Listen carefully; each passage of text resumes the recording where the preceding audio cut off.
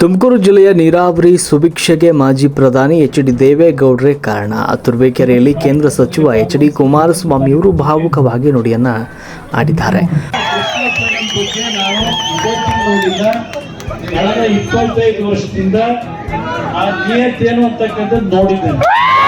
ರೈತರ ಜೀವನಾಡಿ ಹೇಮಾವತಿಯ ನೀರು ಜಿಲ್ಲೆಗೆ ಹರಿಯಲು ಕಾರಣಕರ್ತರು ಮಾಜಿ ಪ್ರಧಾನಿ ಎಚ್.ಡಿ. ದೇವೇಗೌಡರು ಅಂತ ನಮ್ಮ ಕುಟುಂಬ ಎಂದಿಗೂ ಈ ಭಾಗದ ಜನರ ನೋವು ನಲಿವುಗಳಿಗೆ ಕಟುಬದ್ಧವಾಗಿ ನಿಂತಿದೆ ಅಂತ ಕೇಂದ್ರ ಸಚಿವ ಎಚ್.ಡಿ. ಕುಮಾರಸ್ವಾಮಿಯವರು ಹೇಳಿದ್ದಾರೆ. ತುರುವೇಕೆರೆ ತಾಲೂಕಿನಲ್ಲಿ ನಡೆದ ನೂತನ ದೇವಾಲಯ ಲೋಕಾರ್ಪಣೆ ಕಾರ್ಯಕ್ರಮದಲ್ಲಿ ಭಾಗವಹಿಸಿ ಅವರು ಸಂದರ್ಭದಲ್ಲಿ ಮಾತನಾಡಿದರು. ಶ್ರೀ ವಿನಾಯಕ ಮಾರುತಿ ದೇವಾಲಯವನ್ನು ಕೂಡ ಕೇಂದ್ರ ಸಚಿವ ಎಚ್.ಡಿ. ಕುಮಾರಸ್ವಾಮಿಯವರು ಉದ್ಘಾಟಿಸಿದರು. ಇನ್ನು ಕಾರ್ಯಕ್ರಮದಲ್ಲಿ ಸಚಿವರು ಈ ಸಂದರ್ಭದಲ್ಲಿ ಮಾತನಾಡಿದರು. ನಾಗಮಂಗಲ ಮತ್ತು ತುರುವೇಕೆರೆ ತಾಲೂಕಿನ ಮಧ್ಯ ಬೃಹತ್ ಕೈಗಾರಿಕೆಯೊಂದನ್ನು ಸ್ಥಾಪಿಸುವ ಕನಸು ನನಗಿದೆ. ಇದರಿಂದ ಸುಮಾರು 20,000 ಯುವಕರಿಗೆ ಉದ್ಯೋಗ ನೀಡಲು ಸಾಧ್ಯವಿದೆ. ಆದರೆ ರಾಜ್ಯ ಸರ್ಕಾರ ಈ ಬಗ್ಗೆ ಆಸಕ್ತಿ ತೋರ್ತಾ ಇಲ್ಲ ಅಂತ ಎಚ್.ಡಿ.ಕೆ ಅವರು ಬೇಸರವನ್ನು ವ್ಯಕ್ತಪಡಿಸಿದರು. ಸಂದರ್ಭದಲ್ಲಿ ಕಾರ್ಯಕರ್ತರ ನಡುವಿನ ಜೈಕಾರದ ಗೊಂದಲ ಕಂಡು ಅಸಮಾಧಾನ ವ್ಯಕ್ತಪಡಿಸಿದ ಕುಮಾರಸ್ವಾಮಿಯವರು ಪಕ್ಷದಲ್ಲಿನ ಭಿನ್ನಾಭಿಪ್ರಾಯ ಮತ್ತು ಗೊಂದಲಗಳಿಗೆ ಎಡೆ ಮಾಡಿಕೊಡಬೇಡಿ. ಟಿಕೆಟ್ ಯಾರಿಗೆ ನೀಡಬೇಕು ಅಂತ ಪಕ್ಷದ ವರಿಷ್ಠರಿಗೆ ಗೊತ್ತಿದೆ. ಶಿಸ್ತು ಮೀರಿದರೆ ಪಕ್ಷಕ್ಕೆ ತೊಂದರೆ ಆಗುತ್ತೆ ಅಂತ ಕಾರ್ಯಕರ್ತರಿಗೆ ಮತ್ತು ನಾಯಕರಿಗೆ ಖಡಕ್ ಎಚ್ಚರಿಕೆಯನ್ನು ನೀಡಿದರು. ಒಟ್ಟಿನಲ್ಲಿ ಆಧ್ಯಾತ್ಮಿಕ ಕಾರ್ಯಕ್ರಮದ ಮೂಲಕ ಕುಮಾರಸ್ವಾಮಿಯವರು ಜಿಲ್ಲೆಯ ರೈತರ ಸಮಸ್ಯೆಗಳು, ಉದ್ಯೋಗ ಸೃಷ್ಟಿ ಹಾಗೂ ಪಕ್ಷದ ಸಂಘಟನೆಯ ಬಗ್ಗೆ ಮಹತ್ವದ ಸಂದೇಶವನ್ನು ಕೂಡ ನೀಡಿದರು. ವರದಿ ಸುರೇಶ್ ಬಾಬು, ಎಂ ರಾಷ್ಟ್ರ ಕ್ರಾಂತಿ ನ್ಯೂಸ್, ತುರುವೇಕೆರೆ.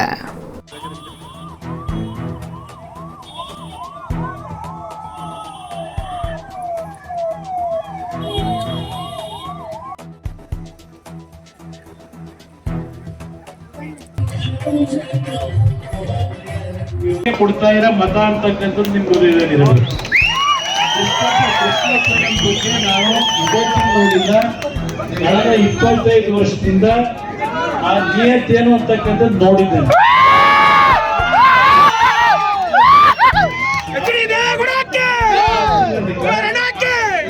ಪ್ರೀತಿ ವಿಶ್ವಾಸ ಜನತಾದಳ ದೇವೇಗೌಡರು ಇವತ್ತು ಪ್ರಮುಖವಾಗಿ ದೇವೇಗೌಡರು ಬದುಕಿದ್ದಾಗ ಈ ರಾಜ್ಯದಲ್ಲಿ ಒಂದು ರೈತರ ಸರ್ಕಾರ ತರಬೇಕು ಅಂತಕ್ಕಂಥದ್ದಕ್ಕೆ ನಾನು ಏನು ಹೋರಾಟ ಮಾಡ್ತಾ ಇದ್ದೇನೆ. ನಿಮ್ಮ ಆಶೀರ್ವಾದ ಇರಲಿ, ಎಲ್ಲರಿಗೂ ಒಳ್ಳೇದು ಮಾಡಲಿ, ನಿಮ್ಮ ಕುಟುಂಬಕ್ಕೆ ಎಲ್ಲರೂ ನಮಸ್ಕಾರ, ಎಲ್ಲರಿಗೂ ಒಳ್ಳೆ ಎದ್ದು ಬಂದು ಹಾಗೆ ತಯಾರಾಗಿದ್ರೆ ಇದು ಬಹುಶಃ ಈ ಒಂದು ಜಿಲ್ಲೆಯಲ್ಲಿ ಹಲವಾರು ಗ್ರಾಮೀಣ ಪ್ರದೇಶದಲ್ಲಿ ದೇವೇಗೌಡರ ಬಗ್ಗೆ ನೀವು ಇಟ್ಟಿರ್ತಕ್ಕಂಥ ಒಂದು ಅಭಿಮಾನ, ಅದರಿಂದ ಇವತ್ತು ಈ ರೀತಿಯ ಒಂದು ಪ್ರೀತಿ ವಿಶ್ವಾಸ ನಾವು ಕಾಣ್ತಾ ಇದ್ದೇವೆ.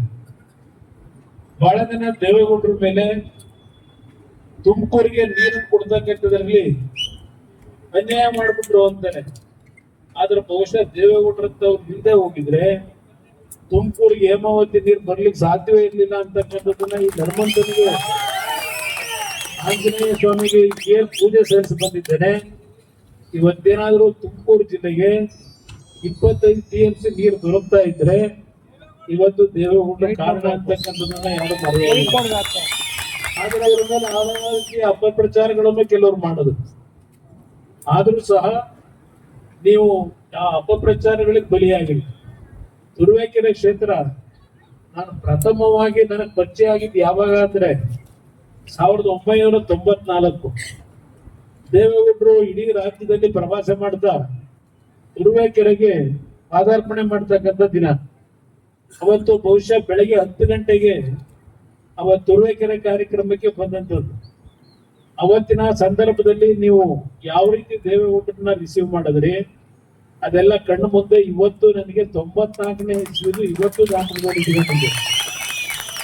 ಈಗ ನಾನು ಬಂದಂತ ಸಂದರ್ಭದಲ್ಲಿ ಹಲವಾರು ರೀತಿ ನೀವು ಪೆಟ್ಟುಗಳು ತಿಂದು ಆ ಗುಂಪಿನಲ್ಲಿ ನೂಕುಗಳಲ್ಲಿ ನೀವು ಕೂಡ ಹಿಂಸೆಯನ್ನು ನೋಡಿದ್ದೇನೆ. ಆ ಹಿಂಸೆಯನ್ನ ಯಾವ ರೀತಿ ನಾನು ಸರಿಪಡಿಸ್ಲಿಕ್ಕೆ ಸಾಧ್ಯ ಅನ್ನೋದನ್ನ ಸದಾ ಚಿಂತೆ ಮಾಡೋದು. ಇವತ್ತು ಜನತಾದಳ ಮುಗಿದೇ ಹೋಯ್ತು ಅಂತಕ್ಕಂಥದ್ದು ಬಹಳ ಜನ ಅನ್ಕೊಂಡಿದ್ರು ಕಳೆದ ಚುನಾವಣೆ ಆದ್ಮೇಲೆ 23 ಚುನಾವಣೆ ನಂತರ. ಆದ್ರೆ ಒಂದು ಈ ನಾಡಿನ ಜನತೆಯ ವಿಶ್ವಾಸ, ಅದ್ರ ಜೊತೆಗೆ ಭಗವಂತನ ಬಗ್ಗೆ ನಾವು ಇಟ್ಟಿರ್ತಕ್ಕಂಥ ಒಂದು ಗೌರವ, ಒಂದು ಅಭಿಮಾನ, ಭಕ್ತಿ ಏನ್ ಇಟ್ಕೊಂಡಿದ್ದೇವೆ ದೇವೇಗೌಡರ ಕಾಲದಿಂದ ಆ ಭಗವಂತನ ಅನುಗ್ರಹ ಮತ್ತು ನಿಮ್ ಪ್ರೀತಿ ವಿಶ್ವಾಸ ಜನತಾಳ ಮುಗಿದೋಯ್ತು ಅಂತಿದ್ದಾಗ ಮತ್ತೆ ಮೇಲೆತ್ತಕ್ಕಂಥ ಜನ ನೀವೇ ಇದ್ದೀರಿ ಅಂತಕ್ಕಂಥದ್ದು ನನ್ನ ಅಭಿಪ್ರಾಯ. ಕೇಂದ್ರದಲ್ಲಿ ನರೇಂದ್ರ ಮೋದಿ ಅವರ ಸರ್ಕಾರದಲ್ಲಿ ಮಂತ್ರಿಯಾಗಿ ಕೆಲಸ ಮಾಡ್ತಾ ಇದ್ದೇನೆ. ನನಗೆ ಒಂದು ಮಂಡ್ಯ ಜಿಲ್ಲೆಯಲ್ಲಿ ಮತ್ತು ತುಮಕೂರು ಜಿಲ್ಲೆಗೆ ಹೊಂದಾಣಿಕೆ ಆದಂತ ನಿಟ್ಟಿನಲ್ಲಿ ನಮ್ಮ ತುರುವೇಕೆರೆ ಏನಿದೆ ಈ ಭಾಗಕ್ಕೆ ಹೊಂದಾಣಿಕೆ ಆಗ್ತಕ್ಕಂಥ ನಿಟ್ಟಿನಲ್ಲಿ ಮೊನ್ನೆ ಒಂದು ಸಭೆ ಮಾಡಿದ್ರೆ ನಮ್ಮ ಸರ್ಕಾರ ಜೊತೆಯಲ್ಲಿ ರಾಜ್ಯ ಸರ್ಕಾರದ ಜೊತೆಯಲ್ಲಿ ನಮ್ಮ ನಾಗಮಂಗಲದ ಪೆಟ್ರೋಲ್ ಕ್ರಾಸ್ ಪಕ್ಕದಲ್ಲಿ ಹಿಂದೆ 1200 ಎಕರೆ ಏನು ಅಕ್ವೈರ್ ಮಾಡಲಿ ಪ್ರಯತ್ನ ಪಟ್ಟಿದ್ದಾರೆ. ನಾವೇನೋ ಪ್ರಿಲಿಮಿನರಿ ನೋಟಿಫಿಕೇಶನ್ ಮಾಡಿದ್ದು ಆಗ ಸ್ವಲ್ಪ ರೈತರು ಅಸಮಾಧಾನ ವ್ಯಕ್ತಪಡಿಸಿದ್ರು ಅಂತೇಳಿ ಅದನ್ನ ಅಲ್ಲಿಗೆ ನಿಲ್ಲಿಸಿದ್ರು.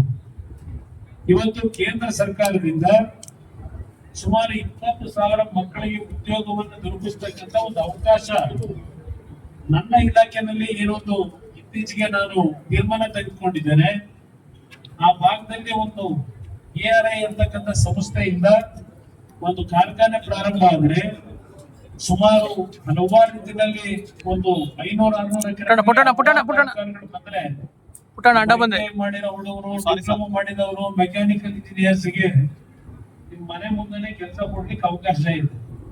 ಆ ನಿಟ್ಟಿನಲ್ಲಿ ನಾನು ಬೆಳ್ಳೂರು ಕ್ರಾಸ್ ನಾಗಮಂಗಲ ಮತ್ತು ತುರುವೇಕೆರೆ ಮಧ್ಯದಲ್ಲಿ ಒಂದು ಕಾರ್ಖಾನೆ ತರಬೇಕು ಅಂತಕ್ಕಂಥದಕ್ಕೆ ಈಗಾಗಲೇ ಸರ್ಕಾರದ ಮುಂದೆ ಮನವಿಯನ್ನು ಮಾಡಿದ್ದೆ. ಸರ್ಕಾರದಿಂದ ಇನ್ನೂ ನನಗೆ ಸ್ವಲ್ಪ ಸಕಾರಾತ್ಮಕವಾಗಿ ಬಂದಿಲ್ಲ. ಆದ್ರೆ ಒಂದು ನಮ್ಮ ರೈತ ಬಂಧುಗಳಿಗೆ ಹೇಳ್ತಕ್ಕಂಥದ್ದು, ನಾನು ಎಂದೂ ಸಹ ತೆಂಗಿನ ಫಲ ಕೊಡ್ತಕ್ಕಂಥ ಒಂದು ಹೊಲ ಇರ್ಬೋದು, ಗದ್ದೆ ಇರ್ಬೋದು, ನೀರಾವರಿ ಸೌಲಭ್ಯ ಇರೋದು ಆ ಭೂಮಿಗಳಲ್ಲಿ ರೈತರ ಭೂಮಿನ ತಗೊಂಡು ಕಾರ್ಖಾನೆ ಮಾಡಬೇಕು ಅಂತ ಹೇಳೋವಲ್ಲ. ನಾನು ಯಾವ ಒಂದು ಮಳೆ ನಂಬ್ಕೊಂಡು ಮಳೆಯಿಂದ ನಿಮಗೆ ಯಾವುದೇ ರೀತಿ ಅನುಕೂಲಗಳಾಗಿದೆ, ಯಾವೊಂದು ಬರಡು ಭೂಮಿ ಇರುತ್ತೆ ಅಂತ ಜಾಗದಲ್ಲಿ ಕಾರ್ಖಾನೆಗಳು ಅಂತಂದ್ರೆ ನಮ್ಮ ಯುವಕರಿಗೆ ಇವತ್ತು ಉದ್ಯೋಗ ಕೊಡ್ಲಿಕ್ಕೆ ಸಾಧ್ಯ ಇದೆ. ಆ ನಿಟ್ಟಿನಲ್ಲಿ ನಾನು ಏನ್ ಕೆಲವು ತೀರ್ಮಾನ ಮಾಡ್ಲಿಕ್ಕೆ ಪ್ರಯತ್ನ ಪಡ್ತಾ ಇದ್ದೇನೆ. ನನಗಿರ್ತಕ್ಕಂಥದ್ದು ನಮ್ಮ ಯುವಕರು ಇವತ್ತು ಪ್ರತಿನಿತ್ಯ ನನ್ನ ಮನೆಗೆ ಬರ್ತಕ್ಕಂಥವ್ರು ಇದ್ದಾರೆ. BE ಕಂಪ್ಯೂಟರ್ ಸೈನ್ಸ್ ಮಾಡಿರ್ತಾರೆ, MBA ಮಾಡಿರ್ತಾರೆ, ಎಲೆಕ್ಟ್ರಾನಿಕ್ಸ್ ಮಾಡಿರ್ತಾರೆ, ಮೆಕ್ಯಾನಿಕಲ್ ಇಂಜಿನಿಯರ್ಸ್, ಈ ತರದವರು ಪ್ರತಿನಿತ್ಯ ನನ್ನ ಮುಂದೆ ಬರ್ತಕ್ಕಂಥದ್ದಷ್ಟೇ ಅಲ್ಲ, ನಾನು ಹಳ್ಳಿಗೆ ಬಂದಾಗಲೂ ಹಲವಾರು ಕುಟುಂಬದ ನಮ್ಮ ಸಹೋದರಿರ್ಬೋದು, ನಿಮ್ಮ ಹೆಣ್ಣು ಮಕ್ಕಳು ಮತ್ತು ನಮ್ಮ ಯುವಕರು ಉದ್ಯೋಗದ ಒಂದು ದೊಡ್ಡ ಚಿಂತೆ. ನಾನಿವತ್ತು ದೇಶದಲ್ಲಿ ಹಲವಾರು ಭಾಗದಲ್ಲಿ ಪ್ರವಾಸ ಮಾಡ್ತೇನೆ. ನನಗೆ ವಿಶೇಷವಾಗಿ ಈ ಒಂದು ಉಕ್ಕನ್ನು ಅಂದ್ರೆ ಸ್ಟೀಲ್ ಅನ್ನ ತಯಾರು ಮಾಡ್ತಕ್ಕಂಥ ಕಾರ್ಖಾನೆಗಳು ಛತ್ತೀಸ್ಗಢದಲ್ಲಿ, ಒರಿಸ್ಸಾದಲ್ಲಿ, ವೆಸ್ಟ್ ಬೆಂಗಾಲ್ನಲ್ಲಿ, ಜಾರ್ಖಂಡ್ ನಲ್ಲಿ ಏನು ಕಾರ್ಖಾನೆಗಳಿದ್ದಾವೆ ಅಲ್ಲಿಗೆ ನಾನು ಭೇಟಿ ಕೊಡ್ತಕ್ಕಂಥ ಸಂದರ್ಭದಲ್ಲಿ ಆ ಜನರ ಬದುಕು ನೋಡ್ತೇನೆ. ನಾನು ನಮಗಿಂತಲೂ ಬಡತನದಲ್ಲಿ ಇದ್ದಾರಲ್ಲ. ಆದ್ರೆ ನಾವು ಎಲ್ಲ ಒಂದು ಕಡೆ ನಮ್ಮ ದೇಶದ ವಿಶ್ವದಲ್ಲಿ 3ನೇ ಸ್ಥಾನಕ್ಕೆ ಆರ್ಥಿಕವಾಗಿ ನಾವು ಕಾಲಿಡ್ತಿದ್ದೀವಿ ಅಂತ ನಾವು ಹೇಳ್ತೀವಿ. ಆದ್ರೆ ಹಳ್ಳಿಗೆ ಬಂದು ನೋಡಿದಾಗ, ನಮ್ಮ ಹಳ್ಳಿ ಜನರ ಬದುಕು ನೋಡಿದಾಗ ನಿಜಕ್ಕೂ ನಾವು ಆರ್ಥಿಕವಾಗಿ ಸದೃಢವಾಗಿ ಬೆಳಿತಿದೀವ ಅಂತಕ್ಕಂಥ ಒಂದು ಪ್ರಶ್ನೆ ನಾವೇ ಹಾಕೋಬೇಕಾಗ್ತದೆ.